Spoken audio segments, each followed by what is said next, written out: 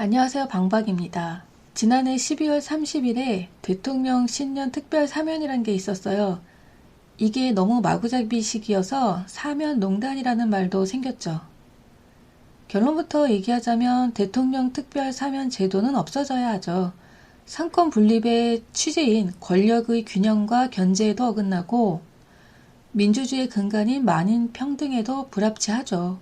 왕조시대도 아닌데 임금의 하야 같은 은혜, 이거 너무 억지스럽고 부자연스럽죠. 그래서 얼핏 이 무슨 구시대적인 퇴보인가 이런 생각이 든단 말이에요. 그런데 또 한편 생각을 해보면 지금의 이 내로남불 시대가 유독 우리나라에서만 일어나는 한정판 현상이 아니라는 거예요. 글로벌하다는 거죠. 그래서 20세기 프랑스 철학자 들레즈의 동물성이 생각이 났어요. 들레즈는 인간성과 동물성을 구분했는데 이때의 동물성이 인간성보다 훨씬 더 순수하고 원초적이고 감정에 치우치지도 않기 때문에 기계성에 가까워요. 우리가 미래 현실을 다루는 영화를 보다 보면 복제 인간이 진짜 인간보다 더 따뜻하고 지능형 로봇이 현실 인간보다 이타적이며 헌신적인 그런 경우를 본단 말이에요. 아무리 매뉴얼대로 움직인다 해도 그때 우리는 인간성이 무엇이지? 라고 생각을 해보게 돼요. 그래서 고민하지 말라고 들레즈는 순수한 원형적 생존 감각을 동물성 이렇게 명명했고 매뉴얼에 충실한 프로그램적 감각을 기계성이라고 명명을 했죠. 왜냐하면 기존의 인간성이란 용어로 설명을 하면 각각 가지고 있는 편견과 선입견이 너무나 다채롭기 때문에 논의가 진행되지 않아서 그래요. 그래서 저도 들레즈의 동물성 개념을 가지고 지금의 우리 현실을 생각해보니 확실히 우리는 선악의 이분법이 통하지 않는 시대에 살고 있구나 그런 생각이 들어요. 전에는 정의를 독점하며 타자를 단죄하려고 하는 그런 대세의 세력이 있었죠. 그런데 지금은 어느 한쪽이 정의를 독점하거나 일방적으로 타자를 단죄할 수가 없어요. 정의가 만들어진다거나 진실이 만들어진다는 것에 대해서 이제 너무나 많은 사람들이 동조하고 고개를 끄덕이고 있어요. 그 사례가 지난 대선 결과인 거죠. 최강의 포식자에게 힘을 몰아주고 그 집단에 편입해서 생존을 보장받으려는 현상. 물론 이런 동물의 세계에도 외로운 늑대는 존재하는 법이죠. 다만 지금의 한국처럼 팽팽하게 반반인 사회에선 외로운 늑대가 안전하지 못해요. 주택 보유 여부도 반반, 정당 지지 좌우도 반반, 부먹이냐 찍먹이냐, 짜장이냐 짬뽕이냐. 대체로 그래요. 프라이드 반 양념 반. 너무 반반이에요, 우리 사회는. 지난 대선이 이것을 아주 극명하게 보여줬던 사례인데요. 투표율 77.1%에서 1위와 2위가 0.73%의 차이로 당락이 갈렸어요. 그리고 1위와 2위의 투표율을 합치면 96.4%. 나머지 10명의 후보가 얻은 투표율이 3.6%예요. 이 지점이 한국형 외로운 늑대 서식지 분포죠. 그나마 총 14명의 후보였는데 중도 표심에 호소하면서 인지도를 높였던 2명, 안철수와 김동연이었죠. 각각 1위와 2위에 포섭이 되면서 이런 최강 포식자 쏠림 현상은 극에 달했죠.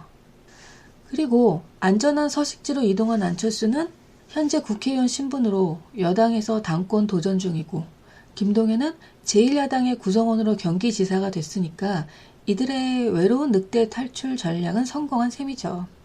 그러니까 누가 양극화 시대의 외로운 늑대가 되려고 하겠습니까?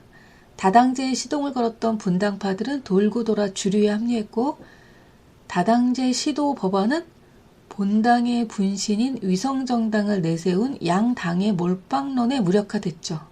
이런 포식자 쏠림 현상 속에서는 최강 포식자인 대통령의 특별 사면은 승자의 전리품에 해당이 되는 거죠. 그리고 전쟁에서 패자는 승자의 횡포에 저항하지 못해요. 그거는 횡포라고 말도 못해요. 왜냐하면 승자가 전리품을 어떻게 처리하든 그거는 승자의 마음이거든요. 현재 한국의 보수 대 진보 진영은 약육강식을 보편 진리로 생각하느냐, 유유상종을 제1의 신념으로 여기느냐에 따라 구분된다고 보여져요. 30년 전에 저는 기득권, 즉 권력을 가지고 있는 사람을 보수, 권력을 갖고자 도전하는 쪽, 저항하는 쪽을 진보라고 정의를 했었는데 지금은 그게 아니에요. 권력을 가지고 있어도 진보일 수 있고요. 권력이 없어도 보수일 수 있어요. 또는 지지 세력도 마찬가지예요. 권력과 상관없이 약육강식을 보편 진리로 생각을 하면 보수에 기울어지게 되고요. 유유상종, 끼리끼리 내 편 아니면 다 적이야. 이렇게 위험한 세상에서 내 편과 네 편을 확실하게 가르자. 이쪽이 확실히 진보 형태로 보여지죠. 둘 다 세렝게티의 초원에서 살아남기 위한 전략이란 점에선 얼핏 유사해 보이죠. 생존 전략이니까. 그러나 전자는 강자 중심으로 몰리고 후자는 울타리 중심으로 모인다는 차이가 있어요. 그러다 보니까 보수와 진보가 서로 상대를 이해하지 못하는 현상들이 생겨나는 거죠. 보수는 과거 이력에 상관없이 현 시점에서 지금 강자면 추종의 대상이 되고 그 강자에 덤비는 약자가 도태되는 것에 대해서 너무나 당연하게 이해를 해줘요. 그러다 보니까 윤석열이 국힘당의 대통령 후보자로 입성해서 대통령이 되는 것도 이해가 되죠. 반면 민주당은 일단 제발로 민주당에 걸어 들어온 사람들, 민주당 그늘 아래 모인 사람들이 내 편인 거죠. 그리고 다시 그 안에서 또 작은 울타리들, 내 편과 적이 있고 그 작은 울타리 안에서 또 내 편과 적이 있고 이런 식으로 울타리로 경계를 치는 특징이 있는 거죠.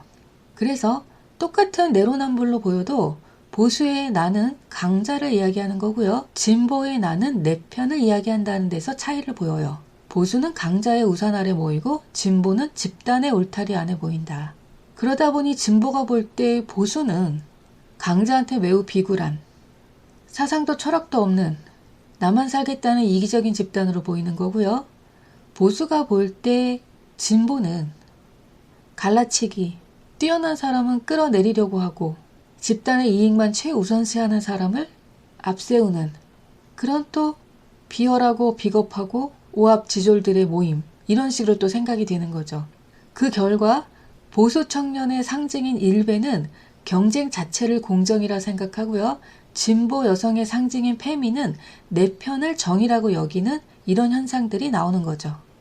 그리고 문제는 보수에서 말하는 경쟁은 결과의 경쟁이다 보니까 과정에서 누락이 되거나 불공평해도 그것을 개인기로, 개인의 능력으로 뛰어넘어라, 이런 식의 요구를 하게 되고요.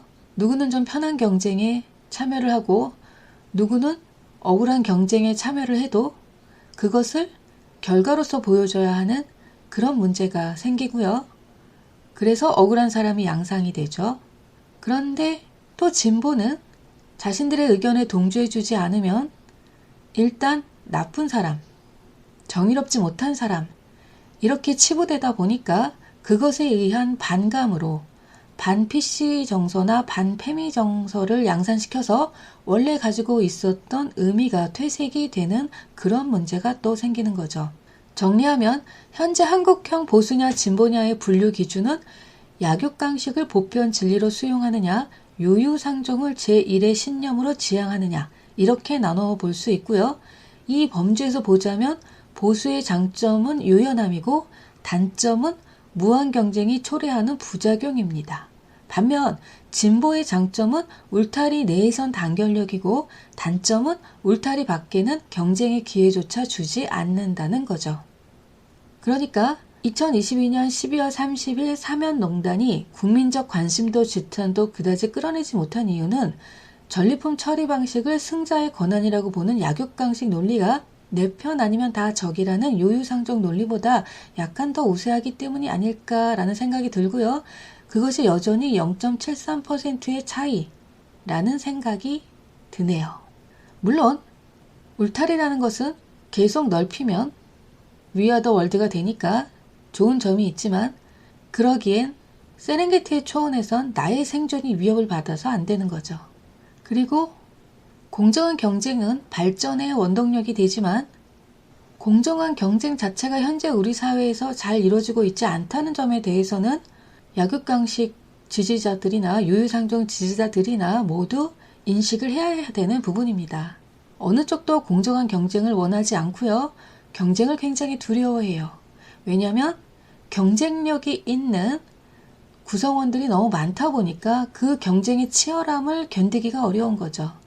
그러다 보니까 편법으로 강자 대열에 합류하거나 아니면 우리 편이니까 편법의 혜택을 누리거나 이런 것에 대해서 눈 감아주는 사회가 된 거고요. 그로 인해 분노, 울분이 쌓여서 여기저기서 분노의 게이지들이 올라가고 있는 상황입니다. 그래요. 그래도 여기까지 방박이었습니다.